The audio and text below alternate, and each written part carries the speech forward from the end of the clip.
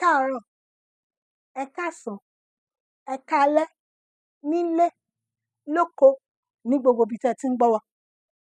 Ohun tá a gbé yẹ̀wò lénìí ni ọjọ́ ọ̀sẹ̀ ní èdè Yorùbá. Àìkú, ìyẹn Sunday. Ajé, Monday. Ìṣẹ́gun, Tuesday. Ọjọ́rú, Wednesday. Ọjọ́bọ̀, Thursday. Ẹtì, Friday. Àbámẹ́ta,